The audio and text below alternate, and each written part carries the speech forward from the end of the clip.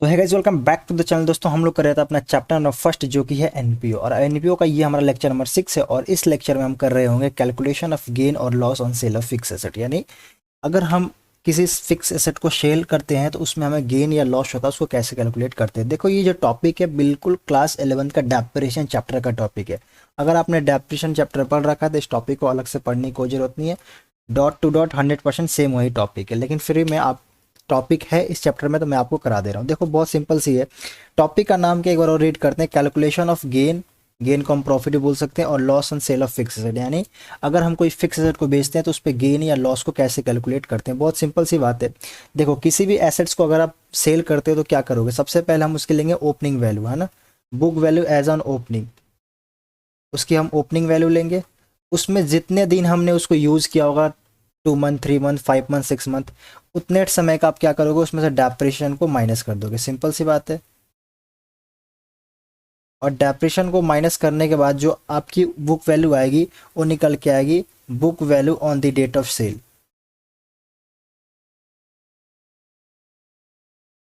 यानी जिस दिन हमें उसको सेल किया था उसकी उस टाइम हमारे पास बुक वैल्यू कितनी थी। अब इस बुक वैल्यू से अगर आपने हायर प्राइस पे सेल किया, सपोज हमारे पास एक एसेट था जिसकी बुक वैल्यू कितनी थी, 1 लाख रुपए थी। ठीक है। उसका रेट ऑफ डेप्रिसिएशन आपके क्वेश्चन में दिया हुआ था 10%। हमने 6 मंथ यूज किया तो 6 मंथ का डेप्रिसिएशन कितना हो गया, 5,000। ठीक है। 10,000 हो गया एक 1 ईयर का, तो 5,000 हो गया हाफ ईयर का। अब देखो डेट ऑफ सेल की उसकी बुक वैल्यू कितनी आएगी, 95 आएगी।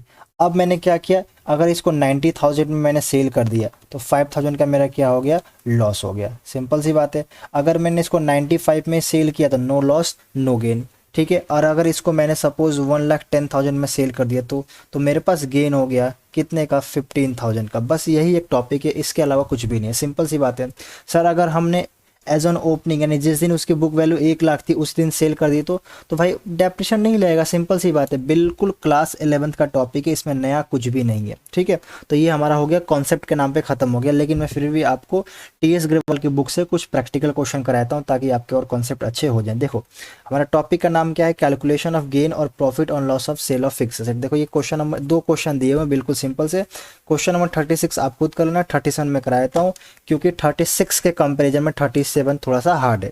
वैसे दोनों क्वेश्चन बहुत ही ईजी है, इसमें आपको कुछ भी करने की जरूरत नहीं है, लेकिन 36 के कंपैरिजन में 37 थोड़ा सा हार्ड है, इसलिए मैं 37 ही करा देता हूँ। देखो लिखा दिल्ली यूथ क्लब है फर्नीचर, बुक वैल्यू कितने की, 2 लाख रुपए की।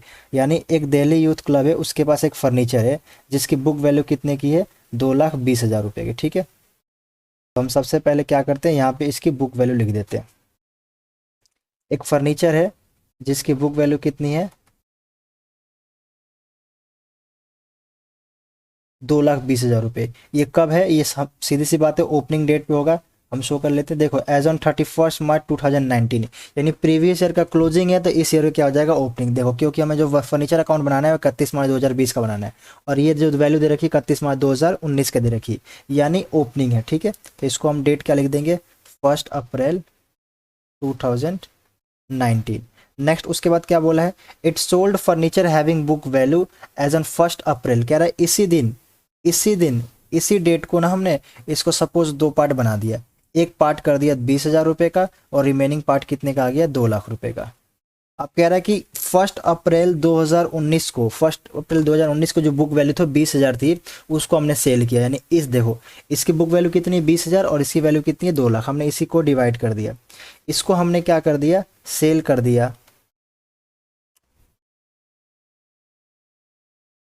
एट लॉस ऑफ 20% ऑन 31 दिसंबर 2019। 31 दिसंबर 2019 को 20% लॉस के साथ हमने इसको बेच दिया। यानी ये बुक वैल्यू कब है, तो सर ये बुक वैल्यू है 1/4/2019 को। हमने सेल कब किया, 31 दिसंबर 2019 को। तो हमने कब तक कितना यूज कर लिया, तो सर अप्रैल हो गया, मई हो गया, जून हो गया, जुलाई हो गया, अगस्त, सितंबर, अक्टूबर, नवंबर, दिसंबर, 1 2 3 4 5 6 7 8 9, यानी टोटल हमने 9 मंथ यूज किया, उसके बाद सेल कर दिया। तो 9 मंथ का सिंपल सी बात है डेप्रिसिएशन आएगा। कितना आएगा डेप्रिसिएशन, तो सर 9 मंथ का डेप्रिसिएशन जो निकल के आएगा वो आएगा 20,000। इसका रेट ऑफ डेप्रिसिएशन कितना दिया क्वेश्चन में, रेट ऑफ डेप्रिसिएशन दिया है 10%। ठीक है। तो रेट ऑफ डेप्रिसिएशन आप कर दो यहाँ पे 10%, और 9/12, ठीक है ना। तो इसको अगर आप सॉल्व करते हैं तो कितना निकल के आता है, तो सीधी सी बात है 20,000 का 10% हो गया 2,000, और 2,000 का अगर मैं 9/12 करूँ, 3, 4, 5, 15, 1,500 रुपये निकल के आएगा, ठीक है ना। तो इसकी जो आएगी बुक वैल्यू ऑन 31 दिसंबर 2019, कितनी थी बुक वैल्यू, तो सर थी 18,500 की। सिंपल सी बात है। अब मैंने सेल कितने में किया है, तो कह रहा है कि जो आपने सेल किया है इसको किया एट अ 20% लॉस, यानी 20% लॉस में सेल किया है। तो सिंपल सी बात है, सेल वैल्यू क्या होगी। देखो मेरी उसकी कॉस्ट कितनी थी, कॉस्ट 20,000 नहीं थी, कॉस्ट थी 18,500, क्योंकि मैंने यूज कर लिया था उसके बाद सेल किया। तो 18,500 की कोई वैल्यू है, उस वैल्यू को हमने सेल किया 20% लॉस में। तो सिंपल सी बात है, लॉस कितना होगा, तो सर जो हमारी कॉस्ट थी उसका 20%, लॉस ऑन सेल कितना होगा। तो आप क्या करो, 18,500 का 20% निकाल लो, ये जो मेरा आएगा लॉस आएगा। इसका कितना आएगा, तो 82 जा 36, 3,700 आएगा।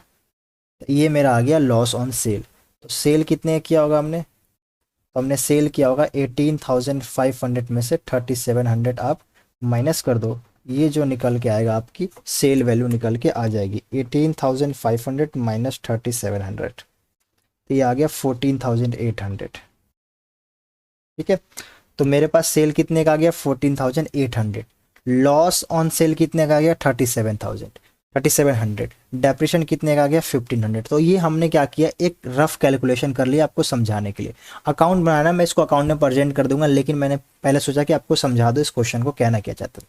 आगे क्या कह रहा है देखो, कह रहा है कि furniture to be depreciate by 10%, furniture costing 1,50,000 also purchase on 1 October. कह रहा है कि बाकी का जो फर्नीचर है, टोटल फर्नीचर का जो डेप्रिशन लगाना है वो 10% लगाना है, ठीक है। और एक हमने फर्नीचर परचेज भी किया था 1,50,000 का 1 अक्टूबर को। आपको फर्नीचर अकाउंट प्रिपेयर करना है 31 मार्च 2020 का। अब देखो हमने एक फर्नीचर परचेज किया, उसकी बात की बात में करेंगे। ये जो मेरा रिमेनिंग फर्नीचर है, ये तो करंट ईयर से, ये इसकी वैल्यू कब थी, 1/4/2019 को, ठीक है। इसको हमने 1 ईयर यूज किया, किया कि नहीं, हाँ सर किया। तो इस पे क्या करेगा, डेप्रिशन कंप्लीट ईयर का लगेगा। तो इसका डेप्रिशन जो निकल के आएगा 2 लाख का 10% पूरी कंप्लीट ईयर का, यानी 20,000, ठीक है। तो एक मैंने ये आपको वर्किंग नोट समझा दी। वैसे ये जरूरी नहीं आप बनाओ, आप अगर अच्छे से कर सकते हो अकाउंट में तो करो, कोई दिक्कत नहीं। तो ये हमारा हो गया वर्किंग नोट, ठीक है। अब इसको मैं क्या करता हूँ, अकाउंट में प्रेजेंट करता हूँ। अगर आपको लिखना है तो वीडियो पॉज करो और लिख लो। तो देखो सबसे पहले हमारे पास क्या है, 2,20,000 का ओपनिंग फर्नीचर है, जिसकी डेट है 1/4/2019। तो आप क्या करोगे, सबसे पहले यहाँ पे शो करते हैं हम फर्नीचर अकाउंट, ठीक है। तो यहाँ पे आपको लिखना है 2019 1 अप्रैल,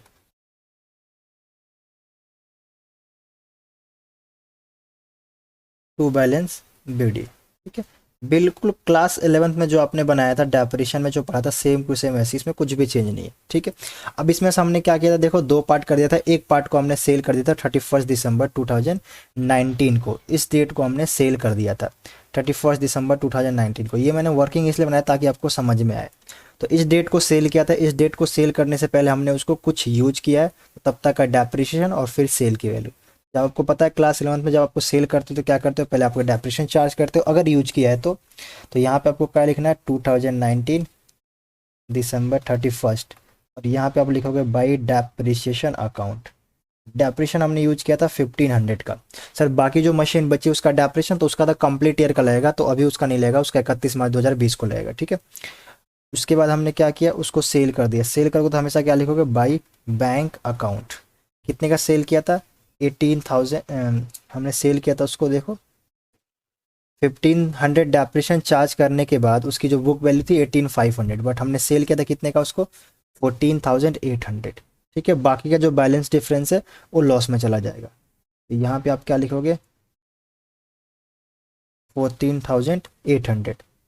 और अगर हमारे पास लॉस है तो बाई पीएनएल, और गेन है तो 2 पीएनएल, ठीक है। तो यहाँ पे आएगा by profit and loss account, bracket में लिख सकते हो लॉस। कितने का लॉस हमने अभी कैलकुलेट किया था, तो सर हमने लॉस कैलकुलेट किया 3,700 का, यहाँ पे आपके सामने है। तो यहाँ पे आपको लिखना है 3700। ठीक है, अब ईयर ही कंप्लीट होगा तो इसका जो क्लोजिंग है वो क्या हो जाएगा, 2021 2020 मार्च 31st। और इस डेट पे इसको हम डेप्रिशन चार्ज करेंगे जो रिमेनिंग मशीनरी बची हुई थी बाई डेप्रिसिएशन अकाउंट। अब ये जो देखो 2,20,000 की मशीन थी, 20,000 का तो हमने सेल कर दिया। आप अगर इस तीनों को ऐड करोगे तो आपका 20,000 ही आएगा। ठीक है, तो 20,000 खत्म, बाकी जो बचा 20,000 उसको हमने यूज किया कंप्लीट ईयर, तो इसका डेप्रिशन जो आएगा M1 का उसका आएगा 20,000 रुपीज़। ठीक है ना, 2 लाख की जो मशीन थी उसका डेप्रिशन जो हमने निकाला था वो कितना निकाला था हमने, 20,000 निकाला था। तो इसका हो गया। अब सर आपने M1 क्यों लिखा, क्योंकि मशीन यहाँ पे एक ही है, नहीं मशीन यहाँ पे एक नहीं है, दो है। फर्स्ट मशीन कितनी है, 2,20,000 का, उसका 20 सेल कर दिया, जो रिमेनिंग डेप्रिशन है 20,000। लेकिन सेकंड मशीन एक और है जो हमने परचेज की थी। देखो क्वेश्चन में बोला हुआ है कि आपने एक और मशीनरी परचेज की थी 1 अक्टूबर 2019 को, जिसकी बुक वैल्यू कितनी थी, 1,50,000।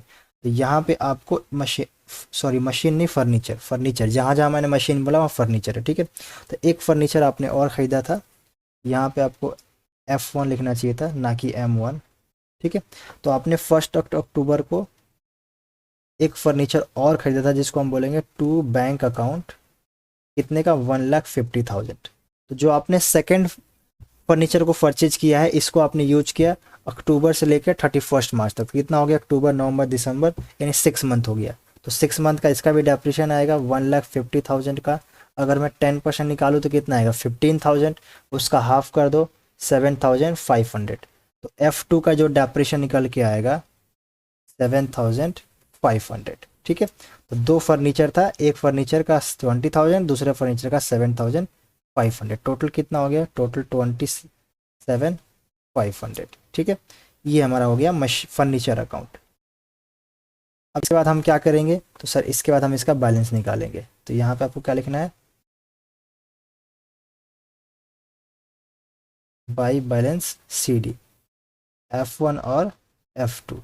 F1 की वैल्यू कितनी थी, 2,20,000, जिसमें 20 आप माइनस कर दो, बचा कितना, 20 में से हमने कितना यूज कर ली, बचा कितना, 2 लाख में से हमने कितना यूज कर लिया डेप्रिसिएशन ग्रुप में, 20,000। तो यहाँ पे जो इसकी वैल्यू निकल के आएगी वो निकल के आएगी 1,80,000। सेकंड की वैल्यू कितनी थी, 150, डेप्रिसिएशन कितना चार्ज कर दिया हमने, 7,500। तो कितना आ जाएगा, तो सर इसको माइनस करने के बाद आएगा 142,500। ठीक है, इस दोनों को मैं ऐड करता हूँ, 180 प्लस 142,500, तो आपका जो टोटल निकल के आ रहा है वो आ रहा है 3,22,500। ठीक है, और यहाँ पे 3,22,500 प्लस 275 प्लस सबको ऐड कर दो 3,700 प्लस 14,800 प्लस 1,500, टोटल कितना आ रहा है, तो टोटल आ रहा है 3,70,000। और इधर भी कितना आ रहा है, 213, 3,70,000। तो ये बिल्कुल ही NPO है, बस नाम का NPO है, लेकिन ये कंप्लीट जो है आपका बेस है किस पे, क्लास 11th का डेप्रिसिएशन चैप्टर पे। अब सर इसका NPO में क्या काम है, तो देखो NPO में बस इतना सा काम है, जो हमने डेप्रिसिएशन चार्ज किया, यहाँ पे देखो NPO में जो ये डेप्रिसिएशन चार्ज किया 1,500 का, ये जाएगा, बाकी ये पेनल में लॉस के टाइप ये जाएगा पेनल वाला, यानी यहाँ पे आपको बाई पेनल नहीं क्या लिखना चाहिए था, by income and expenditure account, क्योंकि ये हमारा लॉस है, NPO में बना रहे हैं। बाकी नॉर्मल अगर हम क्लास 11 में बनाते हैं इसको बाई पेनल ही आता है, लेकिन यहाँ पे आएगा by income and expenditure account, by income and expenditure account. ठीक है, तो ये इनकम एक्सपेंडिचर अकाउंट जाएगा, और ये डेप्रिसिएशन जो हमने चार्ज किया है ये भी हमारा इनकम एंड एक्सपेंडिचर अकाउंट में जाएगा। यानी कि अगर हम इनकम एंड एक्सपेंडिचर अकाउंट बनाते हैं तो क्या क्या लिखते हैं हम यहाँ पे हम लिखते हैं इनकम एंड एक्सपेंडिचर अकाउंट। ठीक है, इस साइड क्या आता है हमारा, डेबिट साइड एक्सपेंडिचर, इस साइड क्या आता है, इनकम। यहाँ पे दो चीज़ आती है, टू डेप्रिसिएशन ऑन फर्नीचर। ठीक है, टोटल डेप्रिसिएशन कितना चार्ज किया हमने फर्नीचर पे, तो सर 27,500 यहाँ पे चार्ज किया है, और 1,500 यहाँ पे चार्ज किया, कितना हो गया 27,500, 27,500 प्लस 1,500, 29,000। तो ये आ जाएगा यहाँ पे इनकम एंड एक्सपेंडिचर अकाउंट में 29,000। और क्या आएगा, to loss on sale of furniture. कितने का लॉस हुआ था? 3700 का, बस हो गया। इसके अलावा कुछ नहीं आएगा इनकम एंड एक्सपेंडिचर अकाउंट में। उसके अलावा क्या आएगा? बैलेंस शीट में आएगा। बैलेंस शीट में क्या वैल्यू आएगी? तो बैलेंस शीट में जो क्लोजिंग फर्नीचर की वैल्यू आएगी वो 3,22,500 आएगी, दोनों को ऐड करने के बाद। ठीक है, तो आई होप आपको ये सारी चीज़ें समझ में आ गया हो। तो ये बिल्कुल हमारा क्लास 11th का टॉपिक है। देखो, अगर आपको लिखना है तो पॉज करके लिख लो, अदरवाइज मैं आपसे मिलता हूँ नेक्स्ट क्लास में। तब तक के लिए टेक केयर। देखो, हमने कंप्लीट कर लिया। अब अगली लेक्चर में मैं आपको समझा दूंगा calculation of consumable item, sorry calculation of consumable item तो मैं करा चुका हूँ। Calculation of amount of expense to be debited, यानी किसी भी एक्सपेंस को कैसे कैलकुलेट करते हैं। वैसे ये भी ईजी है, बहुत सिंपल सा टॉपिक है, अलग से कराने की ज़रूरत नहीं है। लेकिन फिर भी मैंने आपसे बोला है कि इस सेशन में आपको एक एक टॉपिक, चाहे छोटा या बड़ा, सारे टॉपिक कंप्लीट कराऊंगा विथ क्वेश्चन, तो इसलिए मैं आपको करा रहा हूँ। ठीक है, तो थैंक यू सो मच दोस्तों। अगर ये आपकी वीडियो हेल्पफुल लगी तो प्लीज़ इस चैनल को सब्सक्राइब करना, क्योंकि यहाँ पे आपको न्यू सेशन के भी lecture free of cost class 11-12 के मिलेंगे, एंड तक कंप्लीट सिलेबस। तो वीडियो को शेयर जरूर करना, चैनल को सब्सक्राइब करना, लाइक करना, कमेंट करके बताना कि आपको ये सेशन कैसा लग रहा है। आपसे मिलता हूँ नेक्स्ट वीडियो में, तब तक के लिए टेक केयर।